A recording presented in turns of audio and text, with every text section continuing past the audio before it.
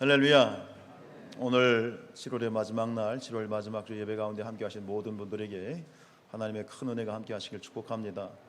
우리 또 일주일 만에 보신 분들 계시죠? 서로 인사하십시다. 사랑하고 축복합니다. 네, 잘 오셨습니다. 자, 오늘 말씀 법궤의 귀한이라는 제목을 가지고 사무엘상 6장 말씀을 함께 나누기를 원하는데요, 우리 1절 말씀 같이 읽습니다.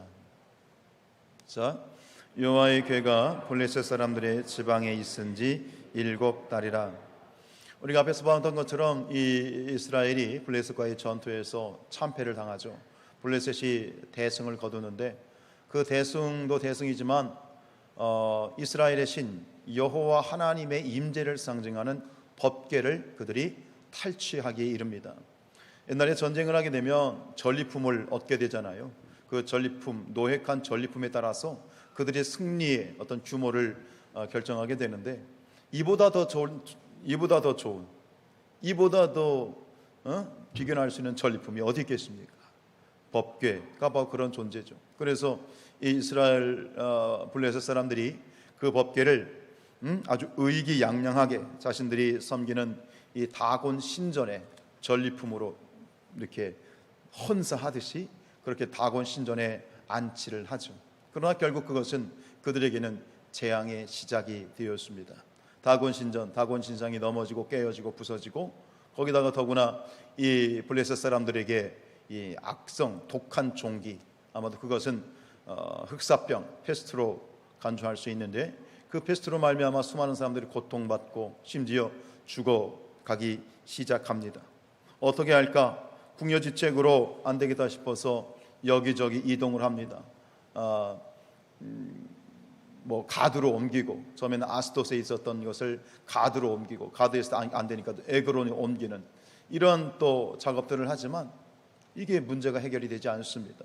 그래서 결국 결정한 것이 안 되겠다, 반환시키자. 그래서 이제 오늘 6장에서 드디어 이 법궤가 이스라엘로 복귀가 되는, 귀환하는 그런 장면인데요.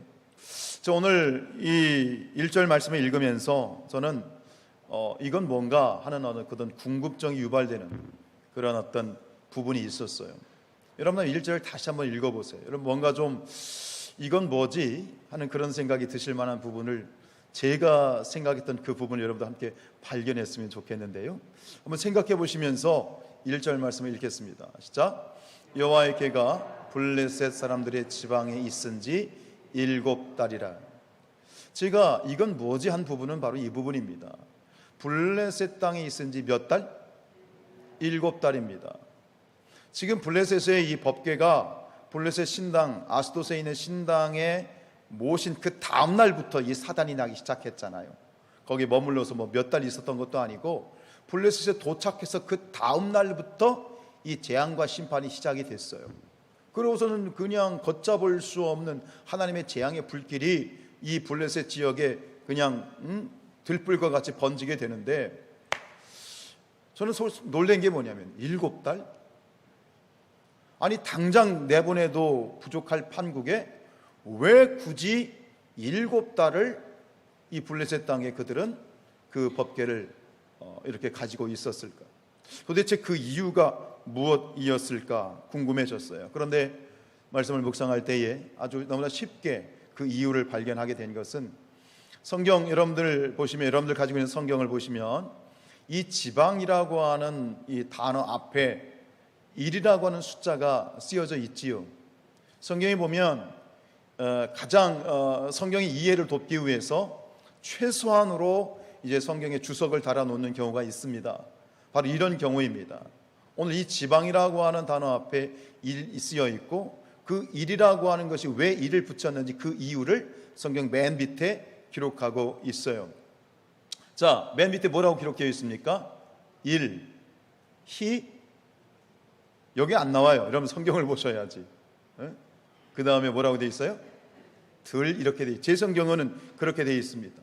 1, 히브리어로 들이다. 이게 무슨 얘기냐면, 이 지방이라고 하는 이 단어를 이 개역개정 성경에서는 지방으로 번역했지만, 이것을 무엇으로도 번역할 수 있다? 들로 봐도 문제가 되지 않는다.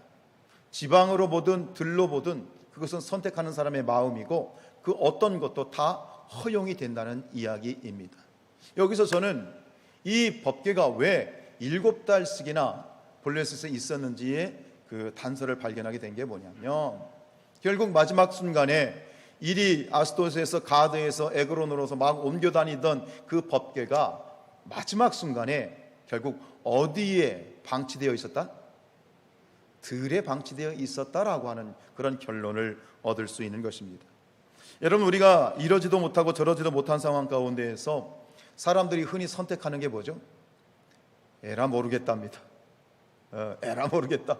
그리고 이거 어떡하지? 에라 모르겠다. 집어 던지는 거예요. 지금 이 블레셋 사람들은 법궤를 집어 던진 겁니다. 이게 이러지도 못하고 저러지도 못하니 에그론 사람들이 막 바리케이트를 치고 빨간 띠를 띠고 결사반대 안 된다 그러니 이게 어디로 가? 그래서 할 수 없이 아마 블레셋 사람들은 그 법궤를 들판에, 에그론 가까운 들판에 그냥 방치시켜 놓았던 것으로 우리는 볼 수 있을 것 같습니다.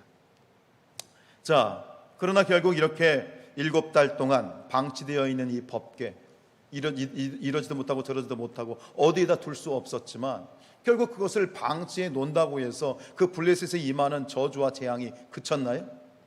그치지 않았어요. 문제가 해결되지 않아요.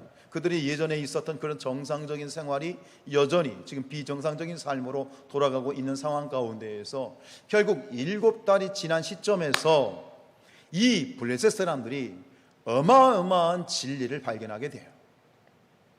엄청난 진리를 발견하게 되는데 이게 뭐냐면, 지금 자신들이 당하고 있는 이 재난과 저주는 하나님이, 즉 하나님이 원래 계셔야 될 자리에 계시지 않기 때문에 발생한 것이다 라고 하는 것을 정확하게 찾아낸 거예요.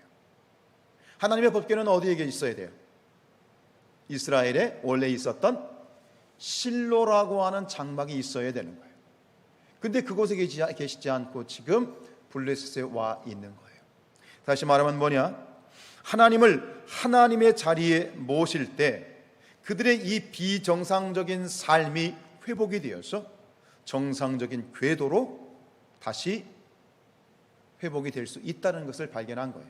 더 쉽게 얘기하면 하나님을 하나님의 자리에 모시는 것만이 그들이 우리가 살 길이다 라고 하는 사실. 오늘 저와 여러분이 이 블레셋 사람들이 발견했던 이 놀라운 진리를 저와 여러분들의 삶 가운데 영원한 진리로 오늘 취하시기를 축복합니다. 하나님이 하나님의 자리, 하나님이 계셔야 될 자리에 계시지 않으면 그것이 개인이든 국가이든 열방이든 하나님의 자리에 모셔두지 않으면 그의 삶은 비정상적인 삶으로 돌아갈 수밖에 없다는 거예요.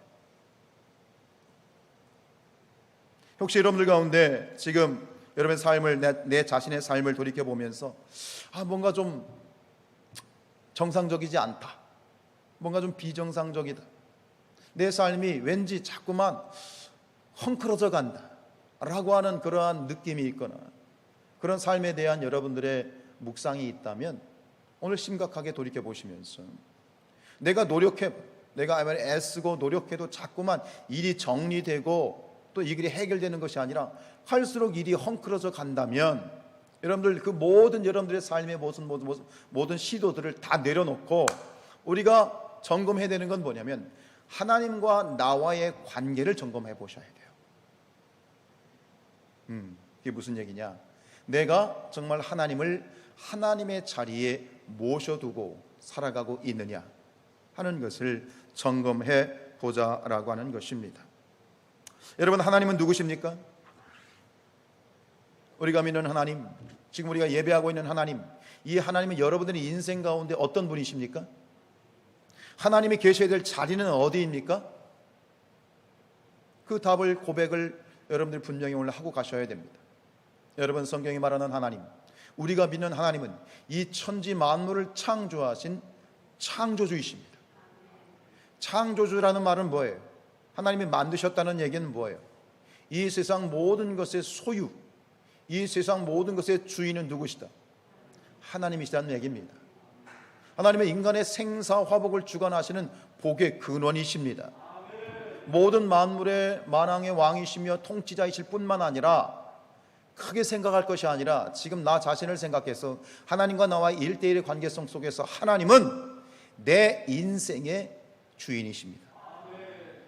이게 하나님이 계시될 자리입니다. 하나님이 내 인생의 주인이시고 우리 가정의 주인이시고 이 나라의 주인이시고 전 세계의 주인이시고 그 하나님의 보좌, 통치하시는 그 하나님의 보좌에 하나님이 계셔야 되는 거예요. 그래야만 모든 것이 순조롭게 정상적으로 회복이 되어지는 거예요. 시편 145편 1절에서 이렇게 노래합니다. 시작. 왕이신 나의 하나님이여 내가 주를 높이고 영원히 주의 이름을 송축하리이다. 왕이신 나의 하나님 내가 주를 높이고 영원히 주의 이름을 송축하리이다.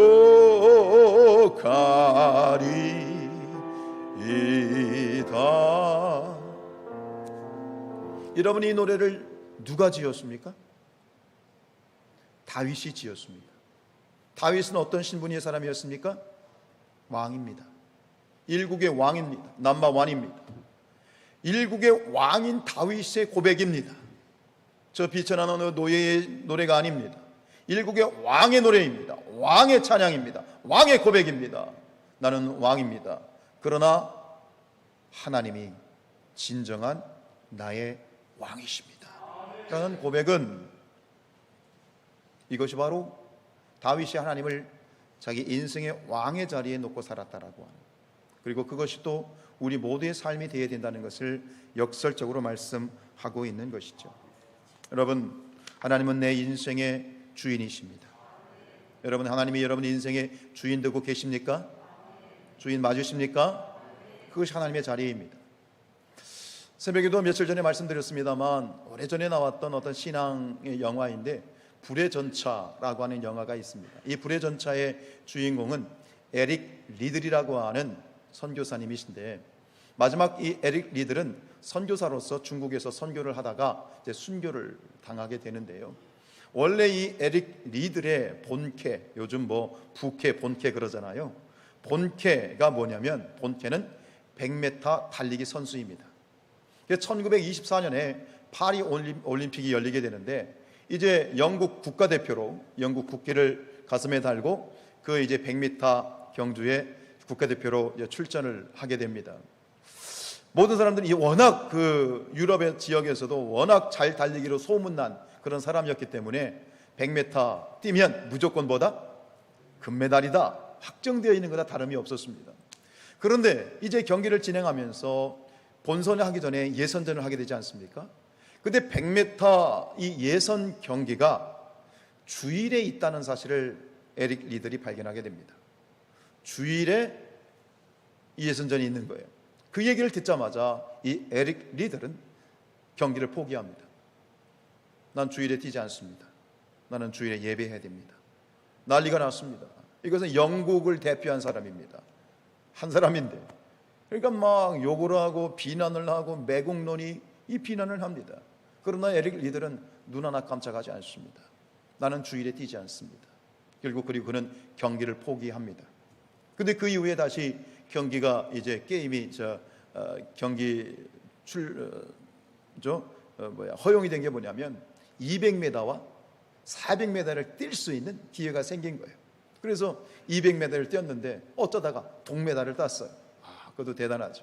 그리고 400m에 다시 출전을 하게 되는데, 사람들은 전혀 기대하지 않습니다. 왜냐하면 100m 단거리 선수가 400m 장거리에 뛰어서 우승할 수 있는 확률은 뭐다? 없다는 거예요. 그냥 출전의 의미를 두고 있는 거죠. 자, 400m 결승전이 있는 날입니다. 근데 경기를 뛰려고 하는데 영국의 이제 이 트레이닝 코치 한 사람이 이제 쪽지를 하나를 건넵니다. 그 쪽지에는 사무엘상 말씀이 기록되어 있었습니다. 이 말씀입니다. 시작. 나를 존중히 여기는 자를 내가 존중히 여기고 나를 멸시하는 자를 내가 경멸하리라. 우리가 보았던 말씀이죠. 이 말씀을 이제 쪽지를 건네주고 드디어 400m 경주가 시작이 됐습니다. 결과는 어떻게 됐습니까? 에릭 리들이 세계 신기록을 수립하면서 금메달을 땁니다. 할렐루야. 이 마지막 기자와의 인터뷰에서 에릭 리들이 이렇게 고백합니다. 처음 200m는 제 힘으로 최선을 다해 뛰었고 남은 200m는 하나님의 도우심으로 더 힘차게 달릴 수 있었습니다. 저는 이 이야기를 오늘 예화로 들은 이유는 바로 하나님을 하나님의 자리에 모셔두고 사는 삶이 무엇인지를 저는 이 속에서 분명히 발견할 수 있다고 생각합니다. 하나님은 나의 삶의 주인으로, 내 삶의 진정한 왕으로 모셔두고 살아가게 될 때 하나님은 그것으로 만족 아니하시고 우리를 높여주시고 축복하여 주시고 우리의 삶을 주관하여 주시고 우리가 살아야 될 세상이 줄 수 없는 위로와 세상이 줄 수 없는 평안과 세상이 줄 수 없는 치유와 세상이 줄 수 없는 하늘에 속한 신령한 축복으로 우리를 보상해 주신다 라고 하는 그런 믿음을, 그런 사실을 발견할 수 있다라고 하는 것이죠.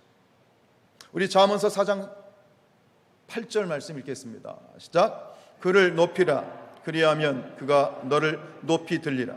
만일 그를 품으면 그가 너를 영화롭게 하리라.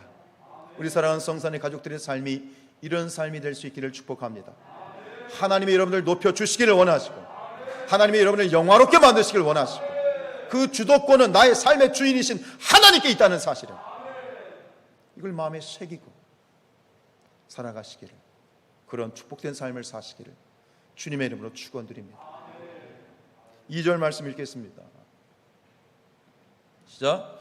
블레셋 사람들이 제사장들과 복술자들을 불러서 이르되 우리가 여호와의 궤를 어떻게 할까? 그것을 어떻게 그 있던 곳으로 보낼 것인지 우리에게 가르치라. 이제 7개월 만에 그들이 놀라운 진리, 하나님을 하나님의 자리에 모실 때에만 우리의 삶은 정상적인 궤도를 회복할 수 있다라고 하는 이 진리를 발견하고 그들이 어쨌든 간 이 궤를 7개월 만에 반환하기로 결정합니다. 그런데 이걸 어떻게 반환할까? 고심고심합니다. 고민을 하죠. 그러다가 나름 전문가들에게 자문을 구합니다. 그 전문가로 일컬어지는 사람들, 제사장들과 복술자들. 이 제사장들은 이 다곤 신전의 사제들을 말하는 것이고 복술자들이란 말은 쉽게 얘기해 점쟁이들입니다. 우상 숭배를 하는 그런 어떤 사람들인데 이 사람들에게 조언을 구하고 그리고 이 사람들은 세 가지로 세 가지의 내용을 조언을 합니다. 그것이 바로 3절로 뒤에 있는 전체 내용이에요. 우리가 오늘 9절까지 읽었지만 3절로 9절 대부분의 이 7절을 통해서 그 조언이 아주 구체적으로 제시가 되어져 있어요. 세 가지입니다. 첫 번째는 그냥 돌려보내면 안 된다. 반환 시 뭘 드려야 된다? 속건제 제사를 드려야 된다라고 이렇게 조언을 합니다. 우리 3절 말씀입니다. 자, 그들이 이르되 이스라엘 신의 궤를 보내려거든 가져 보내지 말고 그에게 속건제를 드려야 할지니라. 그리하면 병도 낫고 그의 손을 너희에게서 옮기지 아니하는 이율도 알리라. 이스라엘의 제사가 5가지가 있거든요. 번제, 소제, 화목제, 속죄제, 속건제. 대표적인 5가지인데 그 중에 속건제라고 하는 제사를 꼭 집어서 제시를 하는 거예요. 이 얘기는 뭐냐면 그들도 나름대로 공부를 했다는 얘기고 어느 정도의 어떤 정확하지는 않지만 지식을 가지고 있다는 거예요. 자, 두 번째는 뭐죠? 속건제를 드리는데 제물이 필요하잖아요. 속건제의 제물로는 이게 블레셋이 5연방 체제입니다. 5개의 부족이 합쳐져서 이제 되어진 나라인데 그 5개 추장들, 여기서는 이제 뭐 방백들이라고 표현되어 있는데 그 추장들의 수주대로 5개의 금 독종과 금 쥐를 만들어서 드려야 된다. 이게 제물이다라고 그렇게 조언을 합니다. 4절입니다. 시작.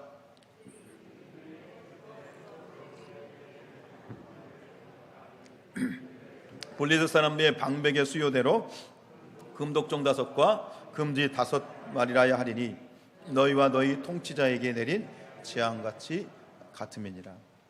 이렇게 조언을 하죠. 마지막 세 번째 조언은 뭡니까? 이제 그 법궤를 어떻게 옮길 것이냐. 그래서 그것을 수레에 실는데 아직 이 젖나는 소에, 멍에를 매지 않은 젖나는 소, 젖이 난다는 얘기는 그 소가 뭘 했다는 얘기예요? 네, 새끼를 낳았다는 얘기거든요. 어쨌든 간 그 젖나는 소 둘이 끄는 새로운 새 수레에 실어서 보내야 된다라고 이렇게 조언을 합니다. 7절입니다. 시작.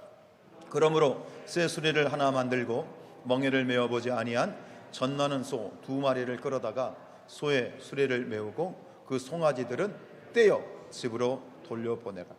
그래서 이들의 조언대로, 이 사제들과 점쟁이들의 조언대로 블레셋 사람들이 그대로 행하게 되고, 그 이야기가 이제 10절로 이제 뒤에 이어지잖아요. 근데 그대로 이어지고 결국 이 모든 법궤 반환이 무사히 잘 끝이 납니다. 법궤 반환이 끝났다는 얘기는 그것을 하나님이 인정하셨다는 이야기도 됩니다.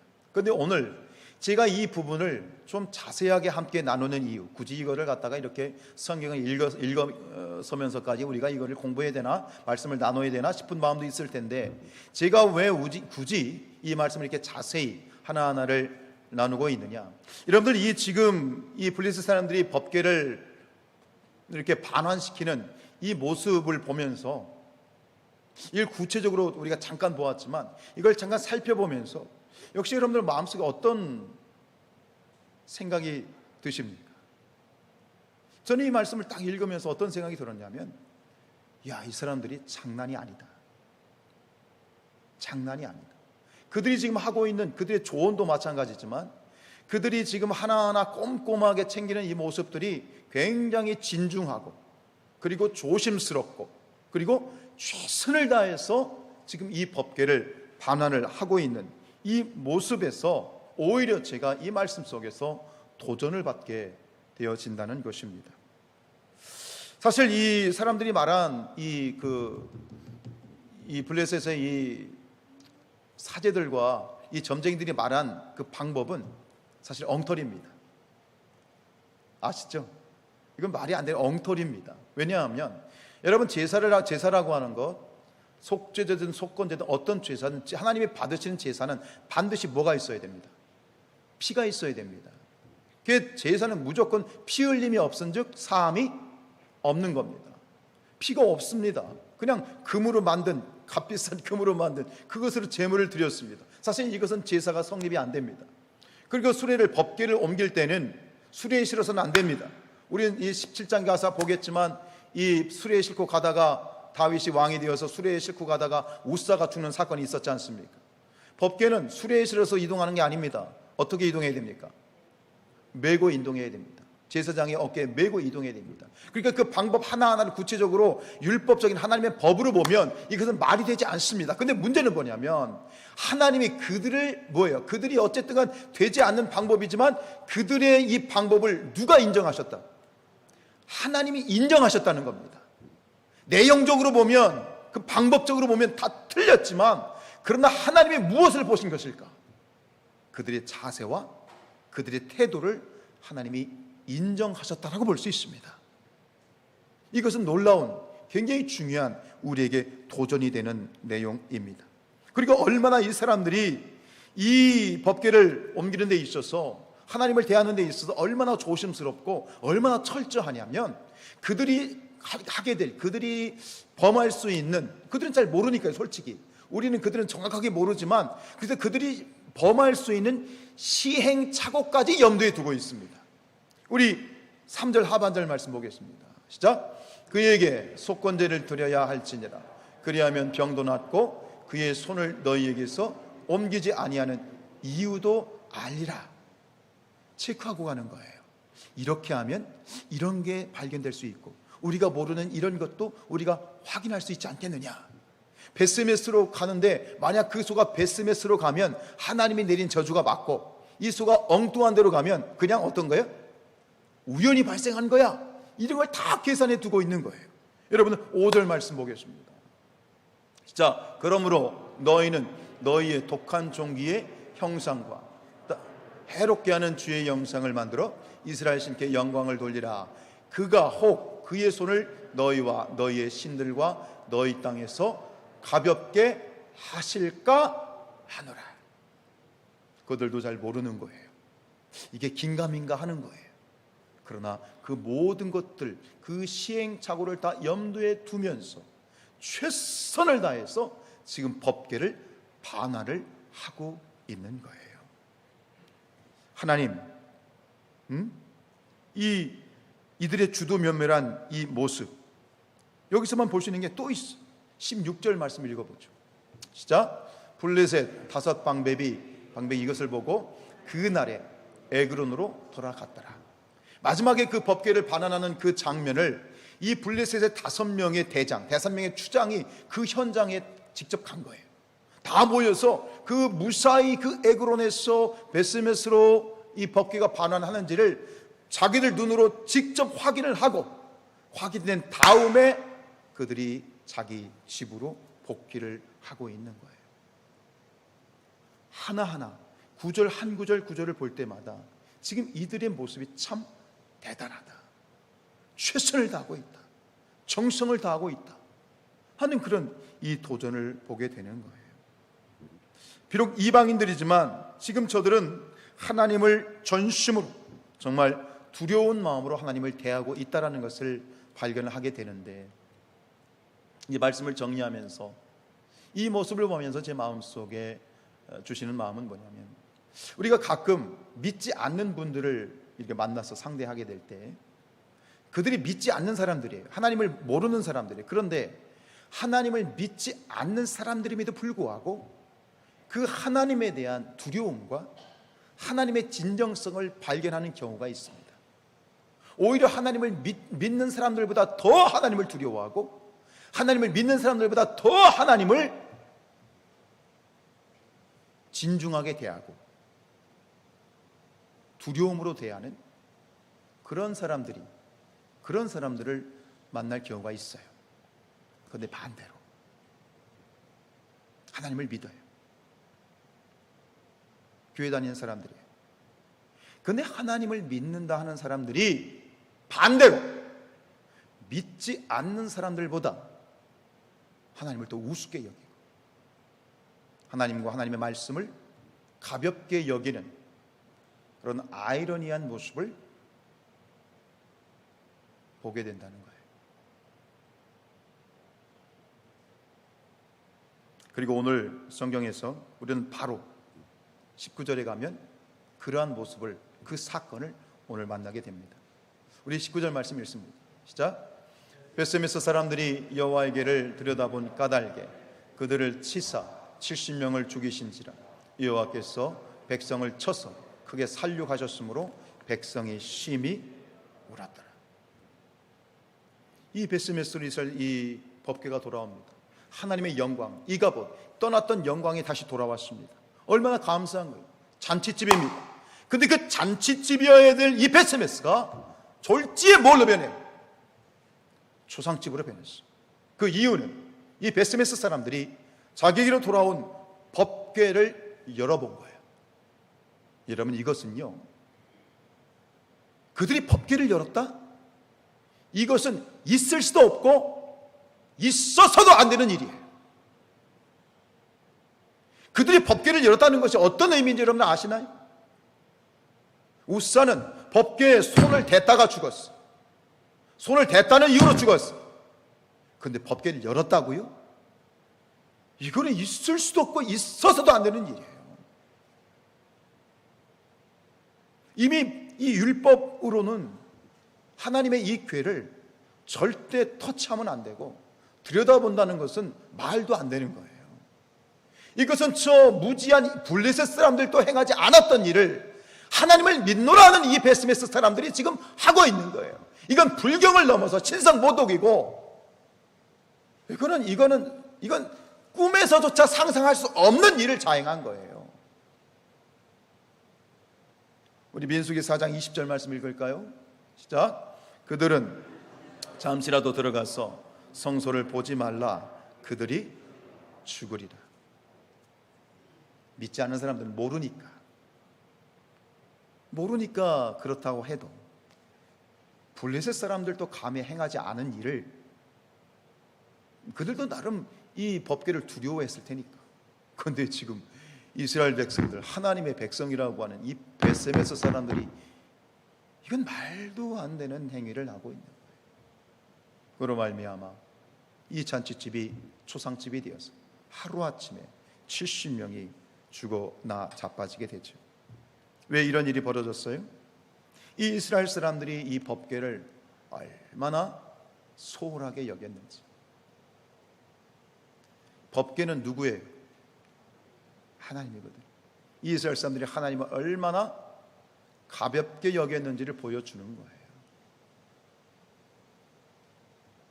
하나님과 하나님의 말씀을 우습게 여기는 참으로 오만방자함이 여기서 우리는 안타깝게 발견되는데,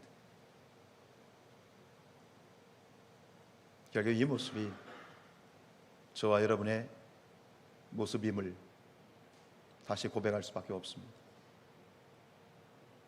여러분, 하나님은 어떤 분이시라고요? 하나님은 어떤 분이시라고요? 하나님의 자리가 무엇입니까?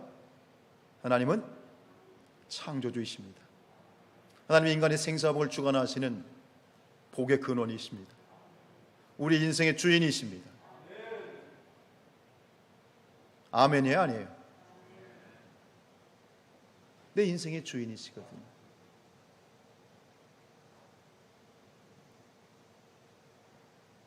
우리 잠언서 9장 10절 말씀 읽습니다. 시작. 여호와를 경외하는 것이 지혜의 근본이요 거룩하신 자를 아는 것이 명철이다. 경외한다는 것은 두려워한다는 이야기입니다. 오늘 우리 시대의 가장 큰 문제 중에 하나는 하나님을 두려워하지 않는다는 것입니다. 하나님을 두려워하지 않는다는 것입니다.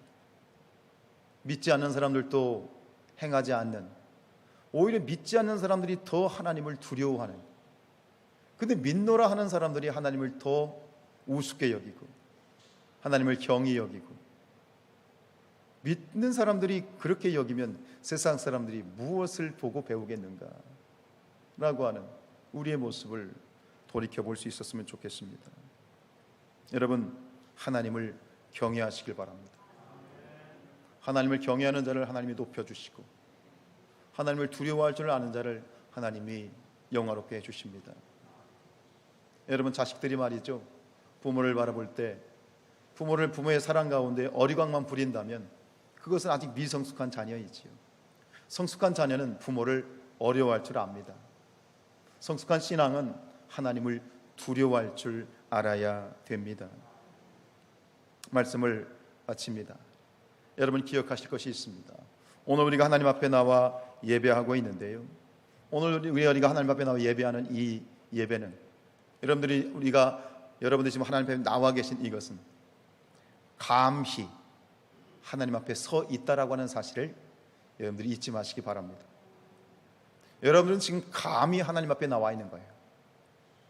구약에서 하나님을 대한다는 것, 하나님 앞에 면전에 선다는 것은 죽음을 상징했습니다.